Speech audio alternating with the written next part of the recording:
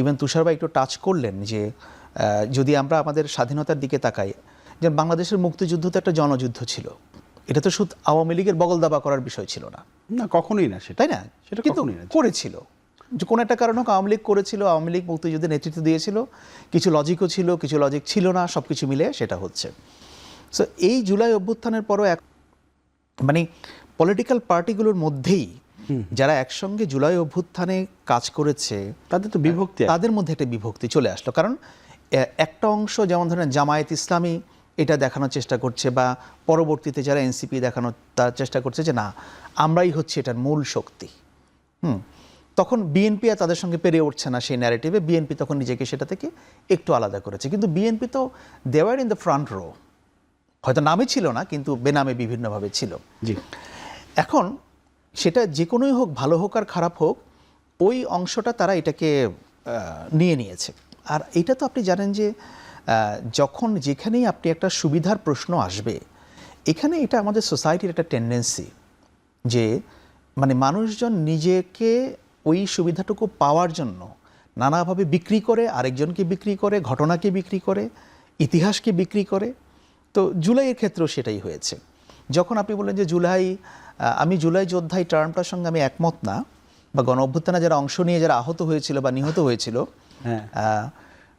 তাদেরকে যখন আপনি একটা ইকোনমিক বেনিফিট দেওয়ার প্রশ্ন আসলো, তখন সেটাকে পাওয়ার জন্য আবার অনেক একটা লাইন তৈরি হয়। যারা অংশ নিল জুলাই যোদ্ধা বলা হয়, তাহলে কি মানে কি বলা যায়? তাহলে এটা তো প্রতিষ্ঠিত হয়ে গেছে। না, এটা দেখেছেন না কতজন সচিব, 19 জন সচিব ভুয়া, এই প্রথম আলোতে রিপোর্ট করেছে, বাংলাদেশি বিভিন্ন পত্রিকায় রিপোর্ট করেছে, তাই না? কতজন ভুয়া মুক্তিযোদ্ধা সার্টিফিকেট দিয়ে চাকরি পেল। আচ্ছা, এরকম এটা কেন হয়েছিল? কারণ হচ্ছে যে ওইটা দিয়ে একটা রিওয়ার্ডের ব্যবস্থা করা হয়েছিল। এখানেও দেখেন যে এই জুলাইকে দিয়ে একটা রিওয়ার্ডের ব্যবস্থা করা হয়েছে।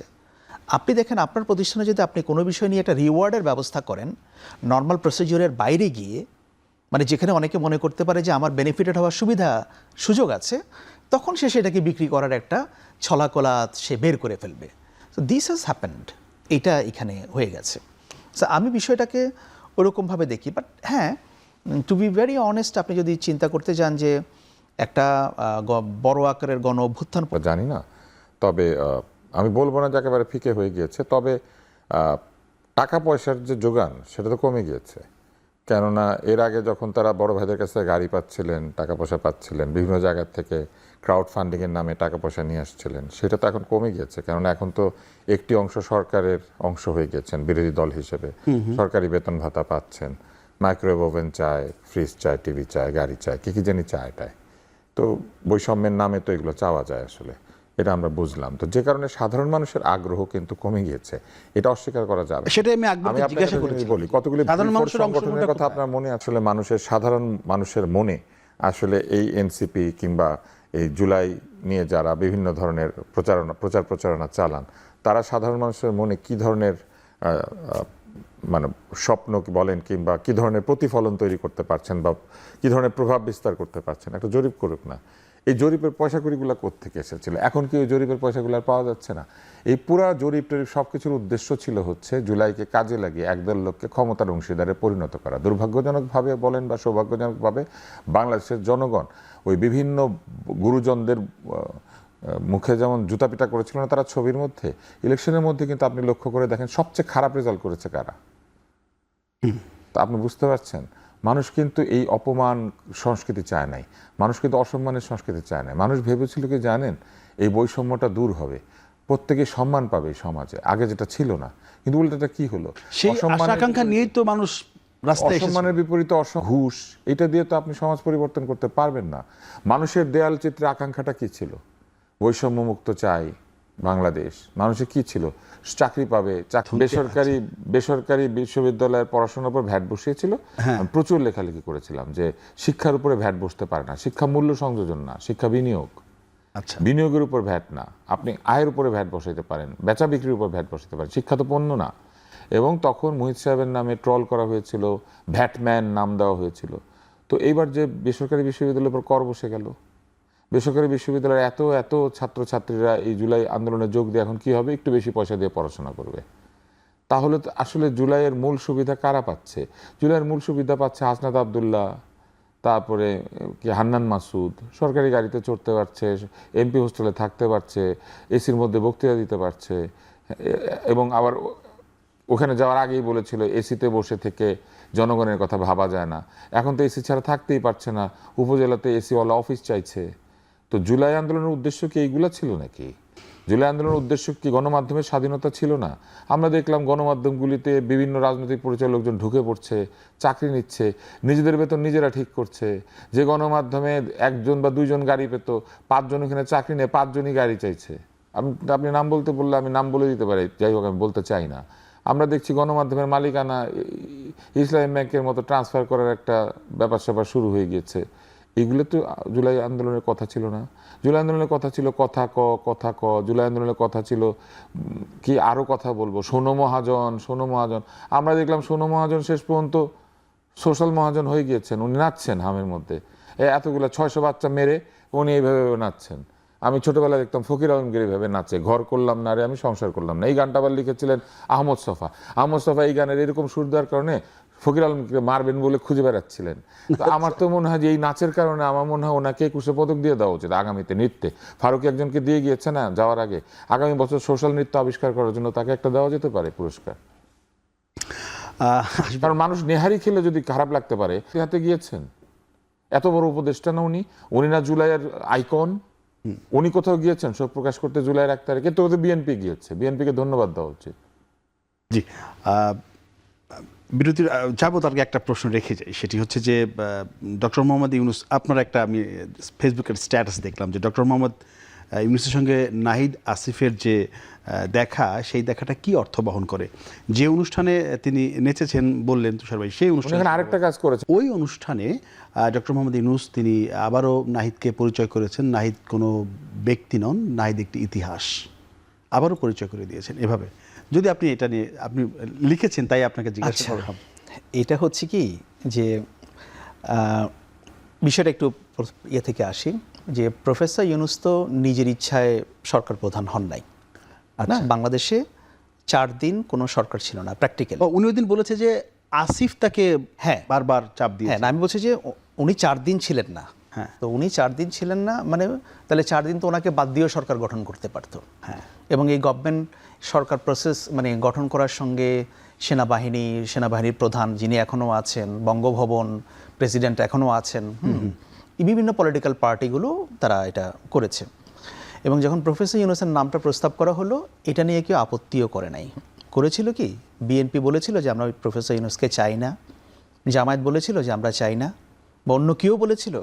আপত্তির কথা তখন কেউ বলে নাই, বলেছিলেন আসিফ মাহমুদ সজীব ভুঁইয়া বলেছে। জানা কথা যে ধরেন আমরা যেটা দেখছি যে আওয়ামী লীগের একটা ন্যারেটিভ তারা দাঁড় করাতে চাচ্ছে, সেটা হচ্ছে যে তারা দেখাতে চায় যে এই অভ্যুত্থানটা এটা হচ্ছে ইউনূস, মানে তখন তো আর এনসিপি ছিল না, এখন যারা এনসিপির লোকজন তারা এবং জামায়াতের কাজ।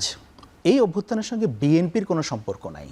বিএনপি কিন্তু ভালো, হ্যাঁ, কারণ আওয়ামী লীগ জানে যে তারা যদি বাংলাদেশের পলিটিক্সে ইফেক্টিভলি ফিরে আসতে চায়, হ্যাঁ, তাহলে বিএনপির সমর্থনটা তাদের দরকার। এবং আপনি সেজন্য দেখবেন যে আওয়ামী লীগের লোকজন বিএনপির কোনো সমালোচনা করে না। এবং যেই লোকগুলো এখন বলে যে না সরকারকে তো 6 মাস সময় দিতে হবে একটা, তারা কিন্তু ইউনূস সরকারের কাছে বলছে যে 2 মাসে এগুলো কি হচ্ছে। অথচ তখন কিন্তু বাংলাদেশে 580টা থানা নাই, 4 দিন সরকার নাই, তৎকালীন প্রধান বিচারপতি তার বেঞ্চ ছেড়ে পালিয়ে গেছেন, বাইতুল মোকাররমের খতিব চলে গেছে। হ্যাঁ, আচ্ছা, সো এটা খুবই স্বাভাবিক। তো ওই সরকারের প্রতি কিন্তু আওয়ামী লীগের অত গ্রাজ নাই, তাই না? আওয়ামী লীগ তো সেই সরকারের লোককে রাষ্ট্রদূত বানিয়েছে, এমপি বানিয়েছে না, কারণ তারা ওদের কাছে ভালো, কারণ সেটার পরেই না এরা আসছে ক্ষমতায়। সো যে আওয়ামী লীগের পতনের পর এখন যেহেতু ইউনূস সরকার, so obviously he is the মানে কি বলবো অপোজিশন আর কি আওয়ামী লীগের কাছে। সো এই জন্য যত বেশি সম্ভব ইউনূসকে যেভাবে ডেমোনাইজ করা যায়, ক্রিটিসাইজ করা যায়, এবং সেটা করার মাধ্যমে ইউনূসকে একটা বিএনপির মুখোমুখি দাঁড় করিয়ে দেওয়া, যে লোক এই যে দেখেন, হ্যাঁ আপনারা তো ভালো কিন্তু ইউনূস এত খারাপ। এখন কিন্তু আপনি সোশ্যাল বিজনেস সামিটে যে কথাটা বললেন, এটার সিগনিফিকেন্সটা কোন জায়গায় সেটা আমি বলছি। ওইটা তো একটা সোশ্যাল বিজনেস ডে ছিল, সেখানে তো নাহিদকে পরিচয় করিয়ে দেওয়ার কোনো ব্যাপার ছিল না, আসিফকে পরিচয় করিয়ে দেওয়ার। উনি হুট নতুন করে করে এটা আবার কেন কি করলেন? পরিচয়? নতুন নাহিদ, আসিফ টাসিফ এরা যারা আছে, এরা হচ্ছে দেওয়ার দ্য ফেসেস। তারা যে ঘটনা ঘটিয়ে ফেলেছে ব্যাপারটা না, তারা সামনে ছিল। ঠিক আছে, এখন ইউনূস সরকার মানে ইউনূস একই জিনিস সে আবার রিএফার্ম করলেন যে হ্যাঁ আমি তাদের মাধ্যমেই আসছি। সেটা উনি এমন না যে অনেক সমালোচনা হচ্ছে, অনেক কিছু হওয়ার পরে উনি একেবারে নিশ্চুপ নিরিবিলি চলে গেছেন যে আমি আর কিছু বলবো না। ওই বার্তাটা একবার দেওয়া, এবং একই সঙ্গে নাহিদ আসিফরাও ওখানে গিয়েছেন যে ইউনূস সরকার ক্ষমতায় না থাকলেও তারা তার সঙ্গে আছে, এই ভাইবটা দেওয়ার জন্য। শুধু তাই না, ওই প্রোগ্রামের স্পেশাল গেস্ট ছিল কে? ডক্টর খলিলুর রহমান। ও হ্যাঁ, তাই তো। ডক্টর খলিলুর রহমান এখনকার পররাষ্ট্রমন্ত্রী, তিনি guest তিনি ইউনূস বারবার বলছি যে আপনি হাম নিয়ে কথা বলছেন, তাহলে হাম নিয়ে তো একটা তদন্ত কমিটি হওয়া উচিত। ডক্টর জাহেদ বলেছিলেন না সরকার একটা তদন্ত করবে, কি করেছে? না, এখনো দেখছি কেন করে নাই? কমিটি দেখি না। ব্যাপারটা যারা এভাবে দাঁড় করাতে চাচ্ছে ওইটা এভাবে ঠিক দাঁড়াচ্ছে না। এবং সেটা দাঁড়াচ্ছে না কেন? বিএনপি এই আন্দোলনের ফ্রন্ট রোতে ছিল, এবং ইউনূস সরকার এবং এরপরে এই সরকার অভ্যুত্থান সবই এটার ধারাবাহিকতা। এই জন্য আপনি দেখেন ইউনূস সরকার কি এমন একটা কাজ করেছে যেটা either BNP or NCP or Jamaat পছন্দ করে নাই? আচ্ছা, তাই না? হয় বিএনপি পছন্দ করেছে, নাইলে এনসিপি পছন্দ করেছে, নাইলে জামায়াত পছন্দ করেছে। কেউ না কেউ একটা পছন্দ করে, কেউ না কেউ করেছে। ঠিকই আছে, তো বিএনপি এটা নিয়ে কথা বলে না কেন? সংসদে এটা নিয়ে কোনো কথাই হয়নি। হ্যাঁ, বাইরেও হচ্ছে না। Who's blocking? সংসদে এটাকে কে ব্লক করছে? হ্যাঁ, তারপরে তুষার ভাই একটা কথা বললেন যে হ্যাঁ বেসরকারি বিশ্ববিদ্যালয়ে ভ্যাট বাড়িয়েছে। ভ্যাট তো আর হাসনাত আব্দুল্লাহরা বাড়ায় নেই। ভ্যাট তো আমি যদি কোনো কিছুর পার্ট হই, এটা আমাদের কিছু কিছু কিছু কিছু ওভাবে হবে। সো এটাকে অত আমি জটিলভাবে উপস্থাপন করতে চাই না। তুষার ভাই যদি আকবরের প্রশ্নের কোনো উত্তর দিতে চান, না আমি প্রথম অন্য বিষয় প্রশ্ন হচ্ছে, করব। আপনি যে বিষয়ে আন্দোলন করছেন না তার মানে হচ্ছে আকবর বলছে এই ভ্যাট তো সরকার বসিয়েছে। না, সরকারই তো বসাবে, কিন্তু ওনারা প্রতিবাদ কেন করছেন? আগের বার তো সরকারই বসিয়েছিল। হ্যাঁ, হ্যাঁ। কিন্তু যাদের প্রতিবাদ করার কথা ছিল তারা করছে না, তার মানে জুলাই আন্দোলনের যে চরিত্র, সেই চরিত্র তারা হারিয়ে ফেলেছেন। তারা যেটা সঠিক সেটার পক্ষে কোনো কথা বলছেন না, আচ্ছা। বা যেটা বেঠিক সেটার প্রতিবাদে কিছু বলছেন না, উল্টা নিজেরা সুবিধা নেওয়ার চেষ্টা করছেন। আর ইউনূসকে ডেমোনাইজ করার কিছু নাই। ইউনূস নিজে ডেমনে পরিণত হয়েছেন, অথবা তিনি ডেমন ছিলেনই। কেননা একটা লোক কি করে ক্ষমতায় আসার পরে নিজের কর মাফ করে, নিজের ক্ষমতা খাটিয়ে নিজের প্রতিষ্ঠানের জন্য একটার পর একটা বেনিফিট নেয়, এগুলা কি দুর্নীতি না? এগুলো অবশ্যই দুর্নীতি। এগুলো হচ্ছে এক ধরনের ক্ষমতাকে ব্যবহার করে নিজের জন্য সুবিধা আদায় করা। এটা কি সঠিক? এটা সঠিক কাজ নয়। এগুলো কি আমরা তাকে শিখিয়ে দিয়েছিলাম? বুঝলাম উনি নিজের ইচ্ছায় ক্ষমতায় বসে না, ওনাকে এনে বসানো হয়েছিল। কিন্তু ওনাকে কি এগুলা করতেও বলে দিয়েছিল যে ওনা আয়কর মাফ করে দিতে হবে, নোবেল পাইলে ভবিষ্যতে কেউ কর দিবে না? উনি দিতে চায় না, উনি দিবে না। ভবিষ্যতে নোবেল বিজয়ী কর দিতে চায় কি না চায় উনি জানে কেমনে? তো এইগুলা কোনো কথা নাকি যে ইউনূসকে ডেমোনাইজ করা হচ্ছে? আওয়ামী লীগ ওনার উপদেষ্টারা সব বিদেশে গেল চিকিৎসা নিতে, 70 লাখ 80 লাখ টাকা করে এক একজনের নাম উঠছে। মোস্তফা সরোয়ার ফারুকের কি অসুখ হয়েছিল? আমি তো ডাক্তার, আমি এটা জানতে চাই যে সে যে 7.5 লক্ষ টাকা নিয়েছে, যার কাছে যাবেন তখন তিনি আপনাকে চিকিৎসা করবেন। আপনার রোগ হইল পশ্চাতে, আপনি যাবেন চোখের ডাক্তারের কাছে, আপনার ব্যক্তিগত চিকিৎসক চোখের ডাক্তার। তো এগুলো প্রশ্ন করা যাবে না। উনি কিন্তু ব্যক্তিগত চিকিৎসক নিয়োগ দিয়েছিলেন। এখন উনি সোশ্যাল বিজনেস ডেতে কি করলেন?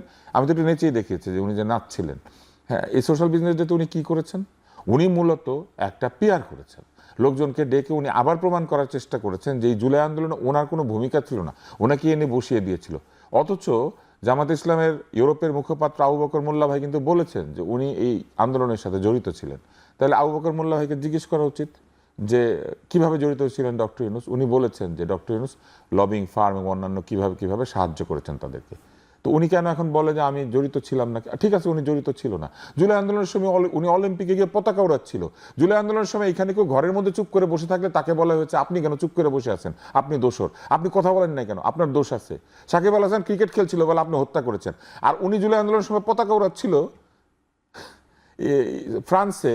উনি 3 দিন আসে নাই কারণ ওনার চিকিৎসা চলছিল ওইখানে। ওনার কিন্তু কোনো দোষ নাই, উনি পতাকা উড়াইলে দোষ নাই। ওনার সাথে তখন অলিম্পিকে আর কে পতাকা উড়াচ্ছিল?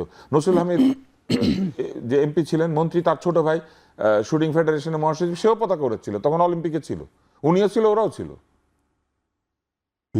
আমরা যখন কথা বলবো, আমরা যখন সমালোচনা করব, এটা কাউকে মহৎ করার জন্য না, কাউকে দেবতা বানানোর জন্য না, কাউকে শয়তান বানানোর জন্য না। যে যেটা করেছে সে সময় দিবে, 2 বছর সময় দিবে। যেখানে নিজের জন্য উনি সই করছেন 600 কোটি টাকার উপরে কর মাফ করাচ্ছেন, এটার জন্য আমরা ওনাকে সময় দিব? ওনাকে আমরা দিয়েছিলাম নির্বাচন সংস্কার এবং বিচারের জন্য। উনি বিচার ঠিক মতো করতে পেরেছিলেন? ভুয়া মামলা কতগুলা করেছে ওনার সময়, ভুয়া মামলা করে সাংবাদিকদেরকে ধরে নিয়ে গেছে, রাজনীতিবিদদেরকে ধরে নিয়ে গেছে, সব ভুয়া মামলা। মানুষ জানে এগুলো ভুয়া মামলা। আসবো তো সব আপনার কাছে। এবং আরো কথা আছে, প্রভাব যে এখনো আছে, এটা বোঝানোর চেষ্টা করছেন। রাজনীতিতে উনি যদি সত্যি ওনার প্রভাব আছে এটা দেখাতে চান, আমি মনে করি অ্যাপয়েন্টেড অবস্থায় না, উনি উপদেষ্টা হিসেবে অ্যাপয়েন্টেড হয়েছিলেন, আরো কোনো অ্যাপয়েন্টেড পোস্টে না গিয়ে উনি ভোটে দাঁড়াক, একটা দল বানাক, ভোটে দাঁড়াক, অথবা উনি এনসিপির হয়ে ভোটে দাঁড়াক। দল তো উনি আগে বানিয়েছিলেন। যাই হোক, সেই দল ইন্টারিম গভর্নমেন্টের সময় তো সবাই বলেন যে ব্যাপক দুর্নীতি অনিয়মের কথা বলেছেন, বা আমরাও জানি এরকম হয়েছে, পত্রপত্রিকায় এসেছে। সংসদে দাঁড়িয়ে স্বরাষ্ট্রমন্ত্রী বলেছেন যে অন্তর্বর্তী সরকারের সময় সবচেয়ে বেশি দুর্নীতি হয়েছে, এবং তিনি প্রধানমন্ত্রীকে রিকোয়েস্ট করেছেন যে এই সব দুর্নীতি এবং তাদের সময় যত কাজকর্ম আছে সেগুলো যেন টিআইবি ইনভেস্টিগেশন করে দেখে। আপনার কাছে কি মনে হয় এই তদন্তগুলো হবে শেষ পর্যন্ত? হয় না দেন, মানে যে আহ্বানটা জানিয়েছেন, মানে ইনভেস্টিগেশন করার জন্য, এটা তো আহ্বান জানানোর শেষে কিন্তু এগুলো অনেক সময় দেখে এটা তো করুক না। আমি তো তুষার ভাইয়ের সঙ্গে ফুললি এগ্রি করি যে এই যে উনি এতগুলো অনিয়ম দুর্নীতির কথা বললেন, রাইট, ইটস ওপেন, করুক ইনভেস্টিগেশন। দাবি করেন যে এই যে ইউনুস কোটি কোটি টাকা মেরে দিল, বিলিয়নস অফ ডলার্স, হ্যাঁ, এত ট্যাক্স ফাঁকি দিল, উনি মানে নাই, এত কিছু করলো, মানে নাই, উনি এত আপনি ডিসাইড করবেন। হ্যাঁ, এখনো দুর্নীতি দমন কমিশন খালি আছে, সেটা তো এটাকে তাড়াতাড়ি রিকনস্টিটিউট করে এগুলো ইনিশিয়েট করা দরকার। আমিও আহ্বান করি যে হোক, আমরা দেখতে চাই যে কি হয়েছে আসলে, দিন শেষে হোয়াট ওয়েন্ট রং। দিন শেষে এগুলো হয় নিজে সই করে সব একটা সিস্টেমের মধ্যে লাগবে না, যেতে হবে এটা তো তো। system। না, সিস্টেমে কিছু নাই, উল্লেখ করে আর এগুলো তো সরকারের নথি, সরকার এগুলো। কিন্তু হ্যাঁ, আমি তাকে মিডিয়া ট্রায়াল করব না, আমি তার অরিজিনাল ট্রায়াল করব। মোস্তফা কামালকে, ডক্টর ইউনূসকে কেউ একটা সিস্টেম, এখানে কেউ কিন্তু মিডিয়া ট্রায়াল করে কি জিনিস? তাহলে তো- মিডিয়া ট্রায়াল হচ্ছে একজনের বিরুদ্ধে অভিযোগ হয়েছে, হ্যাঁ, যার বিচার হওয়ার আগেই তার বিরুদ্ধে যার বলে কোনো দেওয়া। সাক্ষী সাবুত কি যে রাষ্ট্র সংস্কারের দাবি উঠেছিল, ফেসিবাদী ব্যবস্থা বিলোপের দাবি, এটা কিন্তু আরোপিত বলে আমার মনে হয় না। অনেকে বলতে চান যে একটা স্বতঃস্ফূর্ত আন্দোলনের মাথার উপর সংস্কারের বোঝা চাপিয়ে দেওয়া হয়েছে। আমার এটা মনে হয় না। শেখ হাসিনা সংস্কারের দাবিকে অনিবার্য করে তুলেছিলেন এবং একটা ব্যবস্থা পরিবর্তনের ফলে একটা গণ অভ্যুত্থান অনিবার্য ছিল, এবং মানুষ কিন্তু আত্মাহুতি দিতে দ্বিধা করেনি। আর আমি বলবো যে ঢাকা বিশ্ববিদ্যালয় আন্দোলন এক ধরনের দমন হয়ে গিয়েছিল, কিন্তু পরবর্তীকালে প্রাইভেট বিশ্ববিদ্যালয়ের ছাত্ররা নেমে এসেছিল, যারা কখনো আন্দোলন সংগ্রামে সেভাবে অংশীদার হয় না। তাদের হয়তো অর্থনৈতিক সংকট ওইভাবে প্রভাবিত করেনি, কিন্তু তাদেরকে অপমানিত হয়ে রাস্তায় নামতে হয়েছিল। নাগরিক অধিকারের প্রশ্নে তারা সোচ্চার ছিল, এবং তারা দেখছিল যে একটা দেশ ধ্বংস হয়ে যাচ্ছে, ভবিষ্যৎ নিশ্চিহ্ন হয়ে যাচ্ছে একটা স্বৈরাচারী শাসনে। আর আমি বলবো যে যাত্রাবাড়ি এলাকায় যেটা ঘটেছিল সেটা হচ্ছে যে সমাজের নিম্নবর্গের মানুষ ব্যাপকভাবে নেমেছিল ওই দিন রাতেই। তো সব মিলিয়ে এইটা একটা এমন গণ অভ্যুত্থান ছিল যেটাকে বদরুদ্দীন ওমর সাহেব বলেছেন যে বাংলাদেশের ইতিহাসে, এই অঞ্চলের ইতিহাসে এই ধরনের অভ্যুত্থান হয়নি। তো সেই তুলনায় আমি বলবো যে প্রাপ্তি অনেক কম, প্রাপ্তি কম। একটা সরকারের পতন ঘটেছে এবং একটা মোটামুটি গ্রহণযোগ্য নির্বাচন হয়েছে, তার ভেতর দিয়ে একটি গণতান্ত্রিক সরকার এসছে। সেই সরকার এখন রাষ্ট্র সংস্কারে কতখানি আগ্রহ দেখায়, এটা একটা গুরুত্বপূর্ণ বিষয়। আমি একটুখানি আশ্বস্ত প্রধানমন্ত্রী তারেক রহমানের বাজেট অধিবেশনে রাখা বক্তব্য থেকে। উনি কিন্তু বলেছেন যে আমরা দুই পক্ষ, সরকার ও বিরোধী পক্ষ মিলে নতুন করে সংস্কারে এগিয়ে যেতে পারি। আমার মনে হয় যে সংস্কারে অগ্রগতি হয়নি, কিন্তু নতুন বাস্তবতায় সংস্কারের বিষয়টি সামনে আসা প্রয়োজন। অন্তত যেসব প্রশ্নে সবাই একমত হয়েছিল সেগুলোর দ্রুত বাস্তবায়নে দেরি করা উচিত হবে না। জি, থ্যাংক ইউ। জানাত সাকিব আনোয়ার, নতুন করে প্রশ্ন করছি একই বিষয় তো। জি, ধন্যবাদ। শুভেচ্ছা জানাচ্ছি আমার সহ আলোচক এবং যারা শুনছেন। শুরুতেই শ্রদ্ধা জানাচ্ছি, গভীর শ্রদ্ধার সাথে স্মরণ করছি যারা 24-এর অভ্যুত্থানে শহীদ হয়েছেন, এবং তাদেরকেও স্মরণ করছি যারা পঙ্গুত্ব বরণ করেছেন, অনেকে চোখ হারিয়েছেন, এখনও অনেকে হাসপাতালে আছেন এখনও 2 বছর পার হয়ে যাওয়ার পরেও, তাদেরকেও গভীর শ্রদ্ধার সাথে তাদের যে অবদান স্বৈরাচার মুক্ত একটা নতুন বাংলাদেশ উপহার দেওয়ার ক্ষেত্রে সে অবদানকে গভীর শ্রদ্ধার সাথে স্মরণ করছি। আমি একটু মামুন ভাইয়ের শেষ লাইন থেকে একটু শুরু করি যে মামুন ভাই কিছুটা আশ্বস্ত হয়েছেন যে প্রধানমন্ত্রী তার বাজেট অধিবেশনে দেয়া বক্তব্যে বলেছেন যে সরকার এবং বিরোধী পক্ষ মিলে সংস্কার বাস্তবায়নটা এগিয়ে নেবে। মানে 120 দিনে সরকারের আসলে পুরোপুরি মূল্যায়ন করা সম্ভব না, কিন্তু দৃষ্টিভঙ্গিটা বোঝা যায়। আর এবারের ক্ষেত্রে যেটা হয়েছে যে একদম শুরুর দিনেই দৃষ্টিভঙ্গিটা বোঝার একটা সুযোগ আমাদের হয়েছিল, কারণ মানে জনগণের একটা রায়, সেই রায়টাকে একদম শুরুতেই একদম প্রথম দিনেই উপেক্ষা করা হয়েছিল এবং সেটাকে নানান সাংবিধানিক মারপ্যাচে ফেলে সেই বিষয়টাকে উপেক্ষা করে, না হলে 120 দিন যদি হয়ে থাকে, যদিও এক্স্যাক্ট 120 দিন না, যাই হোক, যদি আমরা ধরি যে 120 দিন, তার মানে আমাদের যে পুরো সংস্কার প্রক্রিয়া অন্তত যে জায়গাগুলোতে সবগুলো রাজনৈতিক দল, সবগুলো রাজনৈতিক পক্ষ এবং অংশীজন মানে একমত হয়েছিল, সেগুলো আর 60 দিনের মধ্যে হয়ে যাওয়ার কথা ছিল। মানে 180 দিনের মধ্যে সংস্কারের যে অন্তত যে জুলাই সনদটা, সেটা বাস্তবায়নের এক ধরনের বাধ্যবাধকতার ব্যাপার ছিল, যেটাকে উপেক্ষা করা হয়েছে একদম শুরুর দিনেই।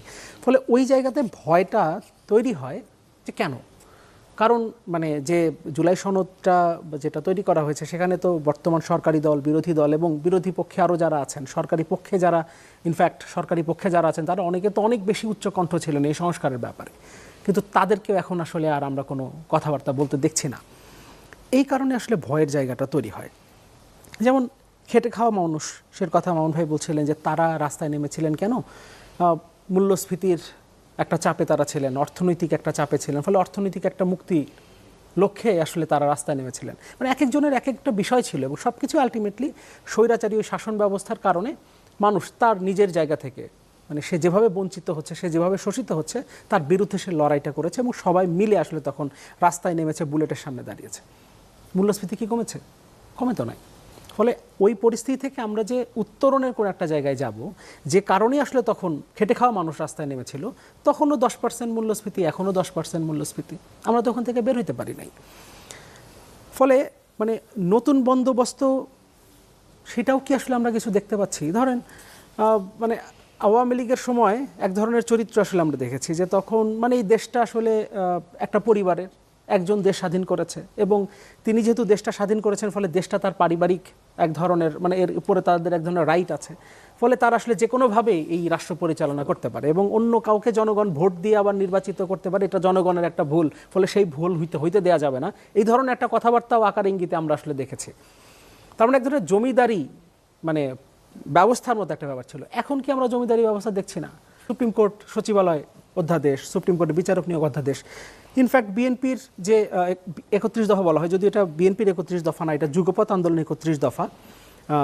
প্রথমে বিএনপি 27 দফা দিয়েছিল, পরবর্তীতে অন্যান্য রাজনৈতিক দল যুগপৎ যে লড়াইটা হয়েছিল সেখান থেকে আসলে 31 দফা এসছে। যাই হোক, সে 31 দফার 9 দফায় পরিষ্কারভাবে বিচার বিভাগের স্বাধীনতার কথা বলা হয়েছে। ফলে মানে এটা তো প্রত্যাশিত না যে তারা যারা 31 দফার পক্ষে লড়াই করেছে একটা ফ্যাসিবাদী শাসনের বিরুদ্ধে, তারা যখন আবার রাষ্ট্র ক্ষমতায় আসবে, তারা আসলে এই ধরনের একটা অধ্যাদেশকে বাতিল করে দেবে। অন্যান্য অধ্যাদেশগুলোর কথা বলা হচ্ছে, এদেরও তো আউটরাইট বাতিল করে দেওয়া হয়েছে। অন্যান্য কিছু অধ্যাদেশ আছে, যেমন গুম অধ্যাদেশ আছে, মানবাধিকার কমিশন অধ্যাদেশ আছে, তথ্য অধিকার অধ্যাদেশ আছে, এগুলো অধ্যাদেশ বলা হচ্ছে যে আরও শক্তিশালী করে আনা হবে। তো ঠিক আছে, আপনি শক্তিশালী করে আনেন, কিন্তু এটাকে এখন আপনার আপাতত বাতিল করার কি দরকার? বাতিল করার তো এখন দরকার নাই, আপনি যেভাবে আছে সেটা রাখেন। এটা নিশ্চয়ই শেখ হাসিনার সেই শাসন আমলে যেমন ছিল তেমনটা তো নাই, অন্তত সেখান থেকে কিছুটা তো সংশোধন হয়েছে, কিছুটা তো এটা বেটার হয়েছে। আপনি মনে করছেন আরও বেটার করা দরকার, তো করেন। আপনি সংবিধান সংস্কারের যে বিষয়গুলো আছে, তখন আপনি বলছেন যে না, সংস্কার তো করা যাবে না, সংস্কারের প্রক্রিয়া হচ্ছে সংশোধনী। তো সংশোধনী যদি সংস্কারের প্রক্রিয়া হয়, তাহলে ওই অধ্যাদেশগুলোকে আপনি আইনে পরিণত করে তারপরে সংশোধনী প্রক্রিয়া যেতে পারতেন না? যেতে পারতেন তো। এখন আপনি বলছেন এটা নতুন করে আনবেন, কবে আনবেন, কিভাবে আনবেন? এগুলো নিয়ে তো আসলে অনেক প্রশ্ন আমাদের ভেতরে এই কারণে তৈরি হয়। এই জন্যই আসলে মানে এত মানুষ যে শহীদ হলো, এতগুলো মানুষ যে আসলে জীবন দিল, এত মানুষ পঙ্গুত্ব বরণ করলো, আসলে এর ফলে যে আকাঙ্ক্ষার উপরে দাঁড়িয়ে আসলে এই লড়াইটা হয়েছিল, অভ্যুত্থানটা হয়েছিল, সেটা তার যৌক্তিক পরিণতির দিকে আসলে যাবে কিনা, সেটা নিয়ে যথেষ্ট সন্দেহ করার সুযোগ আসলে আছে। জি, অ্যাডভোকেট শেখ ওয়াহিদুজ্জামান দীপু, কিছু বলবেন?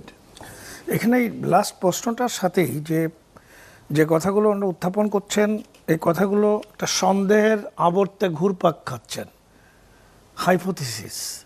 তারা নিশ্চিত না যে এগুলো হবে না।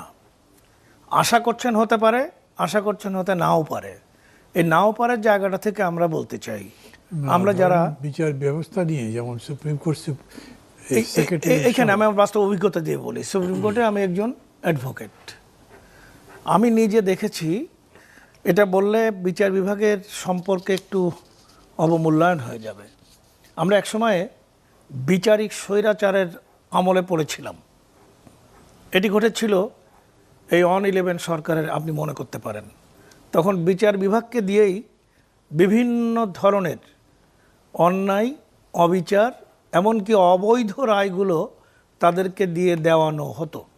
এখন ভয় পাচ্ছেন কেন? এখন এটা কে করতে ক্ষমতা? এটাকে একটা সিস্টেমকে আপনি যখন একটা নতুন সিস্টেমকে অ্যাডাপ্ট করতে যাবেন, সেই সিস্টেমের চারিদিকগুলোকে যদি আপনি সঠিক করে না দিতে পারেন, তাহলে আপনার প্রত্যাশিত ফলাফল অপেক্ষা উল্টো আসতে পারে।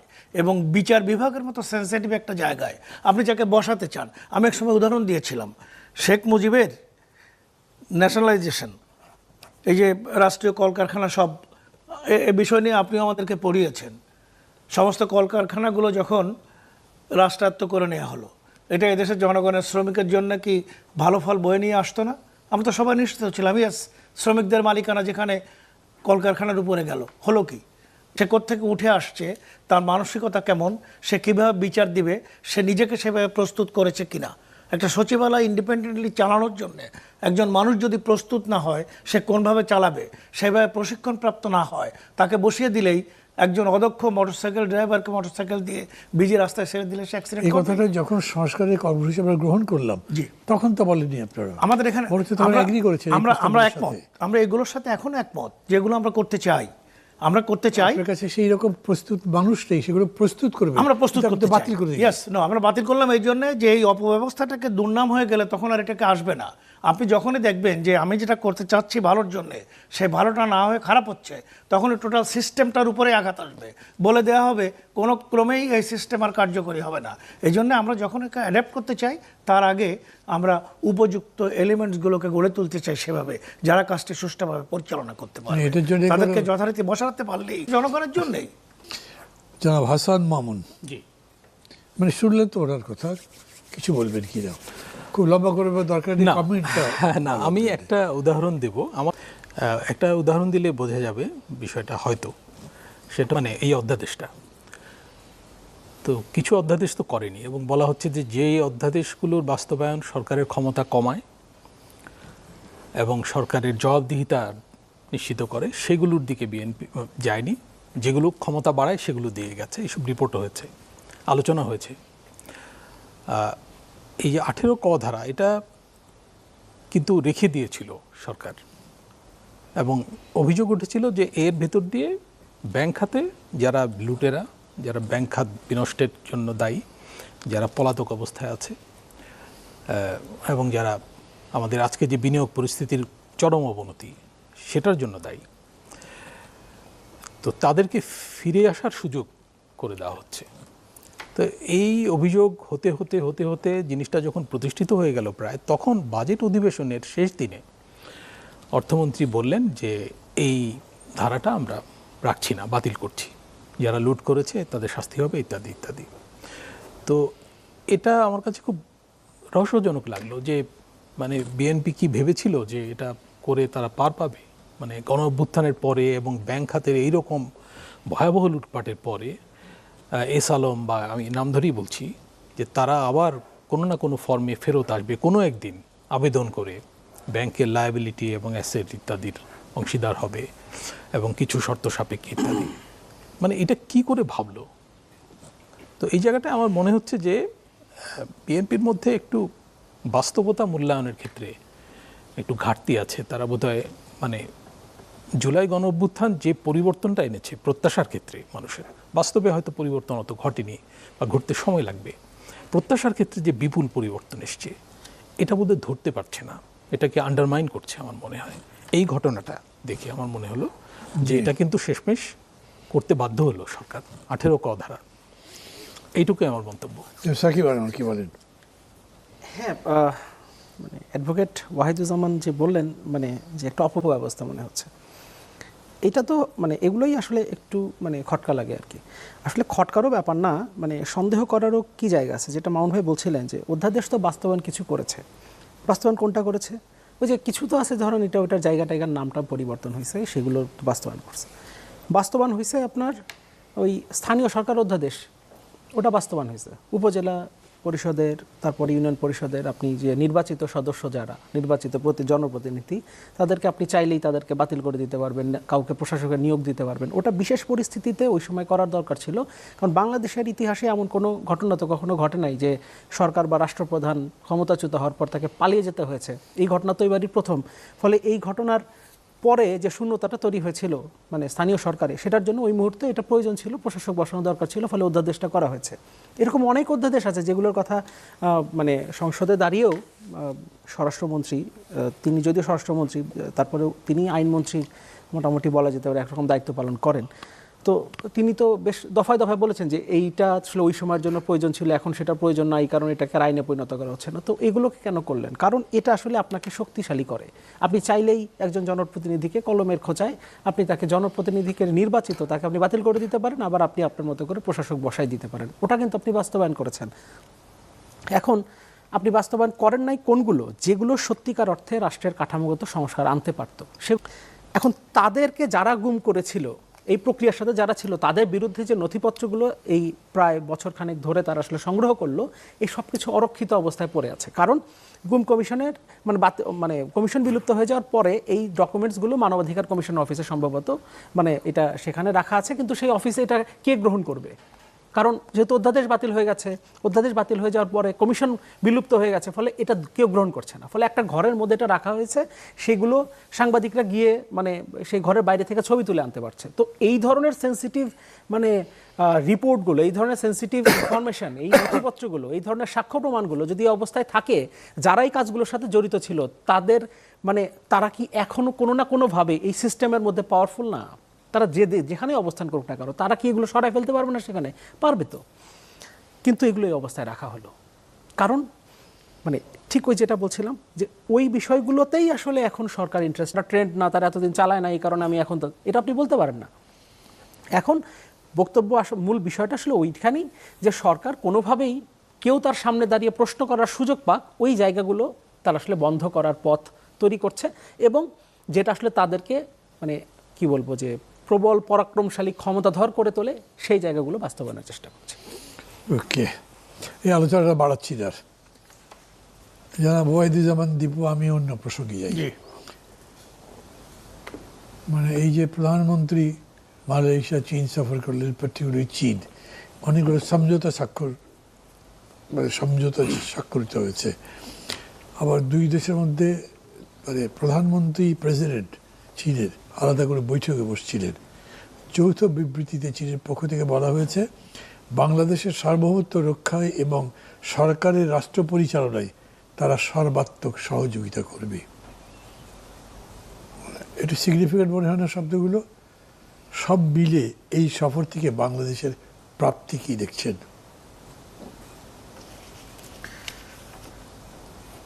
এটা সরকার গঠনের পরে অবস্থানগতভাবে মূল্যায়ন করলে যেটা বাংলাদেশ দেখে, এবং এই জনপদের মানুষ এমনকি উপমহাদেশের মানুষের মধ্যেও যে প্রবণতাটি তৈরি হয়েছে, বাংলাদেশ সৃষ্টির ইতিহাসের সাথে সেটিকে আমাদের আলোচনায় আনতেই হয়। আমরা ৭১ একটা যুদ্ধের মধ্য দিয়ে দেশটাকে এনেছিলাম, একটা অসম যুদ্ধ, যে যুদ্ধটা করার মতো আমিও মুক্তিযুদ্ধের একজন সক্রিয় কর্মী।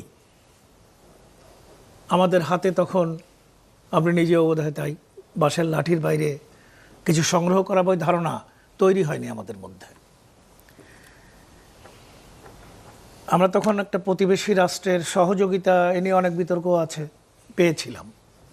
যুদ্ধ হলো, দেশটা আসলো, এবং সেই দেশের চলমান সরকারগুলির কারণে অকারণে বাধ্য হয়ে প্রতিবেশীর সাথে একটা সুসম্পর্কের মধ্য দিয়ে এগিয়ে যাওয়ার যে ধারাবাহিকতা, তার আনুষ্ঠানিক ছন্দ পতন হয়ে গেল ২০০৯ সালের এই আওয়ামী সরকারের উত্থানের মধ্য দিয়ে। তখন একচাটে এরকম ধারণা তৈরি হয়ে গেল আমাদের দেশের মানুষের যে এই দেশটি প্রতিবেশী আরেকটি দেশের অধীনে টিকে থাকার জন্য যা যা করার তাই করবে এবং তা করে গিয়েছে। 17 বছরের এই ঘটনার ক্রমবিকাশের মধ্য দিয়ে যখন আপনি 24 আগস্ট অভ্যুত্থান, অন্তর্বর্তী সরকার, 12 ফেব্রুয়ারি নির্বাচন এবং এই নতুন সরকার প্রতিষ্ঠিত হলো, তখন লাখো প্রশ্ন, নতুন সরকারের প্রধানমন্ত্রী সর্বপ্রথম কোথায় যাবেন? চায়ের দোকান থেকে শুরু করে রাষ্ট্রের সর্বোচ্চ পর্যায় পর্যন্ত, সাধারণ জনগণ থেকে শুরু করে সর্বোচ্চ সচেতন মানুষ পর্যন্ত এই আলোচনা যখন চলছে, তখনই বিভিন্ন কৌশলের মধ্য দিয়ে, চিন্তার মধ্য দিয়ে আমাদের দেশের মাননীয় প্রধানমন্ত্রী অত্যন্ত সীমিত সংখ্যক সফর সঙ্গে নিয়ে প্রথমে মালয়েশিয়া গেলেন, এরপরে চায়নায় গেলেন। প্রশ্ন, কি নিয়ে আসা হয়েছে মালয়েশিয়া থেকে, কি নিয়ে আসা হয়েছে চায়না থেকে? একই সময়ে আরও 3টি প্রশ্ন সারা দেশের মানুষের মধ্যে, এমনকি প্রতিবেশী রাষ্ট্রের মধ্যেও ঘুরেছে, আলোচিত হয়েছে, ব্যাপকভাবে আলোচিত হয়েছে। সেটি হচ্ছে, এই সাহস তিনি পেলেন কোথায়? একই সময়ে তিনি সাহসী রাষ্ট্রপতি, রাষ্ট্রনায়কের সন্তান, দুজনের সন্তান, নিজেও সাহসী। তার মানে দুটো বিপরীতধর্মী কথা তাকে নিয়ে আলোচনা হয়েছে। ভারতকে বাদ দিয়ে অন্য কোথাও তিনি যেতে পারবেন না, আবার তিনি গিয়ে প্রমাণ করেছেন যাওয়া যায়। আমার তো মনে হয় সবচেয়ে বড় প্রাপ্তি এটিই এদেশের জনগণের, এদেশের সমগ্র মানুষের, যে আমরা স্বকীয়ভাবে, ওই কথাটি আমি আবার রিপিট করি, সবার আগে বাংলাদেশ, এটি প্রতিষ্ঠিত করার যে যুদ্ধ, সেই যুদ্ধে আজকের প্রধানমন্ত্রী, বিএনপি চেয়ারম্যান, আমাদের এই দেশের জনমানুষের নেতা তারেক রহমান প্রমাণ করেছেন যে তিনি সবার আগে বাংলাদেশকে উচ্চকিত করে রেখেছেন। আর প্রাপ্তির ওই কথাটিও তো বলা যায় বড় কথা। আমাদের কারো না কারো সাথে থাকা লাগছেই, কারো না কারো। বিশ্বাস করি গত বাজেট অধিবেশনে আমাদের নেতা তারেক রহমান সাহেব বক্তব্যের মধ্যে এক পর্যায়ে বলেছেন, যে কোনো পরিস্থিতিতেই হোক না কেন তিস্তা ব্যারেজ আমরা সম্পন্ন করবই। এই যে সাহসী উচ্চারণ, কোত্থেকে কি পাবেন আর পাবেন না এটি নয়, এই উচ্চারণ করার সাহসটাই আন্তর্জাতিক পরিমণ্ডলে নিজেকে প্রতিষ্ঠিত করে দেওয়ার, এবং চীনের মতো একটা বিশাল রাষ্ট্রের সাথে এই যে বন্ধুত্ব, এই বন্ধুত্বটাই তো প্রমাণ করে বাংলাদেশ এখন তার প্রাপ্তির জায়গায় অনেক দূরে গিয়েছে, যেটি একটি অনন্য উচ্চতায় বাংলাদেশকে নিয়ে গিয়েছে। জনাব হাসান মামুন, শুনলেন তো ওনার কথা। এই কথার প্রেক্ষিতে যদি কিছু বলেন, আর যে প্রশ্নটা আমি করেছিলাম সেটা আমি আপনাকেও আবার বলি। যৌথ বিবৃতিতে, মানে শি জিনপিং এবং জনাব তারেক রহমান যৌথ বিবৃতিতে বলেছেন, বাংলাদেশের সার্বভৌমত্ব রক্ষায় এবং সরকারের রাষ্ট্র পরিচালনায় তারা সর্বাত্মক সহযোগিতা করবে। এটার কি গুরুত্ব আছে? এটা কোনো কিছু ইঙ্গিত করে কি না? আর তার সাথে আমি যুক্ত করছি, তাহলে কী কী প্রাপ্তি হয়েছে যদি বলেন। তিস্তা মহাপরিকল্পনা কোনো কমিটমেন্ট চিট করে নাই, কিন্তু ডিসকাসড হয়েছে। বাংলা এবং চট্টগ্রাম বন্দরকে কেন্দ্র করে চীনের আধুনিকায়ন, চীন মিয়ানমার বাংলাদেশ করিডোর, এটা একটা সিগনিফিক্যান্ট ব্যাপার। যদি এটাতেও গভর্নমেন্ট কোনো পজিটিভ রেসপন্স করে নাই, তবে তারা বলছে এটা তারা স্টাডি করছে। মিলে ভূ রাজনীতিতে এই সফরের কি প্রতিক্রিয়া দেখেন? আমি মানে মিডিয়া কর্মী হিসেবে নজর রাখছিলাম ভারতের পত্রপত্রিকায় এই সফরের প্রতিক্রিয়ায় কি লেখা হয়। তো বেশ কিছু লেখা আমি পড়েছি বা অনুবাদ করিয়ে আমাদের পোর্টালে দিয়েছি। তো সেই সূত্রে আমি লক্ষ্য করেছি যে তাদের মধ্যে একটা বিরূপ প্রতিক্রিয়া যথেষ্টই, বাংলা ইংরেজি দুই মাধ্যমে যারা লেখেন তাদের মধ্যে কয়েকটা ব্যাপারে বিরূপ প্রতিক্রিয়া।